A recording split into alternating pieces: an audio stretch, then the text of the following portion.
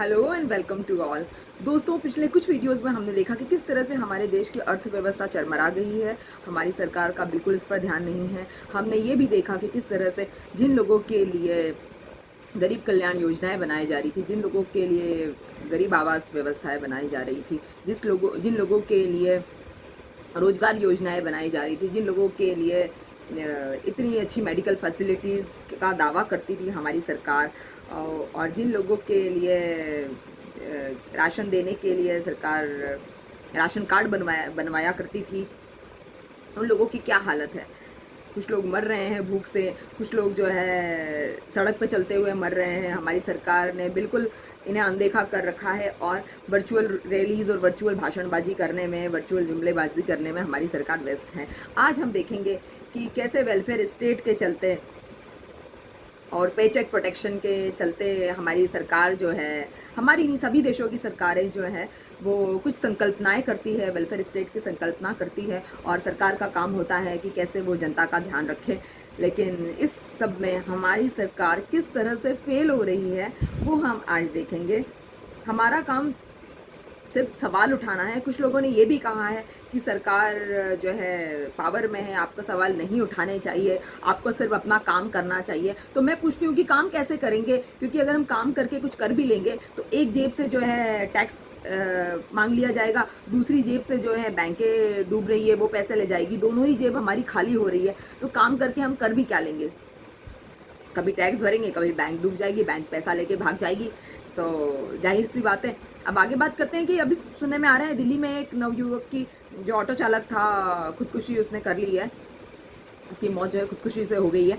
और उसके पिताजी के अकॉर्डिंग, जो उसके फादर थे, उन्होंने ये कहा कि इसको जो है खाने की कमी थी, और जब से लॉकडाउन हुआ है तब से जो है खाना नहीं मिल पा रहा है ठीक से। और फिर जिनको राशन कार्ड होते हैं उन्हीं को राशन दिया जाता है। हम लोगों ने इस लॉकडाउन के चलते राशन कार्ड बनाने की भी बहुत कोशिश की थी, मगर बदकिस्मती से हमारा राशन कार्ड बन नहीं पाया और ये जो है इसकी मौत हो गई है भूखमरी के चलते। ऐसे हमने काफ़ी सारे लोग देखे जो ट्रेनों से सफ़र कर रहे थे, जो पैदल चल रहे थे मजदूर, उनकी भी मौतें हो गई है। और जो है उन लोगों को 10-10, 20-20 दिन तक खाने के लिए कुछ नहीं मिला। खाने के नाम पर उनको थोड़ा बहुत जो है रास्ते चलते अगर निजी लोगों ने, निजी संस्थाओं ने उन्हें जो दिया है वही दिया है। और ट्रेन में तो लोग बिल्कुल सरवाइव नहीं कर पाए, लोगों ने अपना दम तोड़ दिया।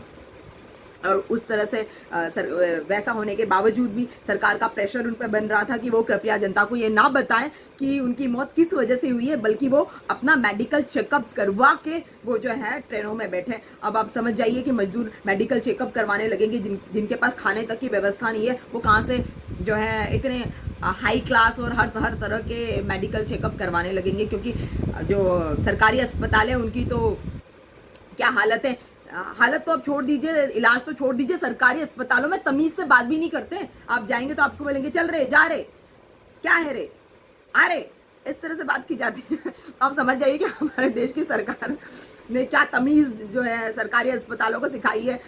तो बहुत सारे लोगों से मैं मिली, उन्होंने तो ये बताया कि सरकारी अस्पताल में जाकर इस तरह की बेइज्जती और जो इस तरह से जो है तौहीन झेलने से अच्छा तो है कि हम प्राइवेट अस्पताल में चले जाए। और कोरोना के चलते प्राइवेट अस्पताल में हर किसी का इलाज करवाना संभव नहीं, हर किसी को अपना इलाज कराना संभव नहीं है। क्योंकि प्राइवेट अस्पताल पहले 1 से 5 लाख, कुछ प्राइवेट अस्पताल जो है, निजी अस्पताल जो है 5 लाख से 10 लाख तक का पैसा पहले डिपॉजिट करवा लेते हैं, उसके बाद में आपका इलाज करते हैं। और हमारे गरीब भारत देश में, जहाँ पे गरीबी का स्तर इतना ज़्यादा है और गरीबी रेखा में इतने सारे लोग हैं और मिडिल क्लास लोगों की संख्या इतनी ज़्यादा है, हर कोई मिडिल क्लास हो गया है अब तो किसी के लिए पॉसिबल नहीं होता है कि हर किसी के लिए पॉसिबल नहीं होता है, किसी किसी के लिए हो सकता है, हर किसी के लिए पॉसिबल ये नहीं होता है कि 5 से 10 लाख रुपए और 2 लाख रुपए, 1 लाख रुपए, 3 लाख रुपए, 9 लाख रुपए, 6 लाख रुपए वो निजी अस्पतालों में भर के अपना इलाज शुरू करवाए। खैर, आज हम वेलफेयर स्टेट की बात करेंगे कि वेलफेयर स्टेट में किस तरह से सरकार जिम्मेदारी उठाती है कि वो मजदूरों की मदद करेगी। किसी भी एक सेकेंड, किसी भी व्यवस्था में, किसी भी तरह की जो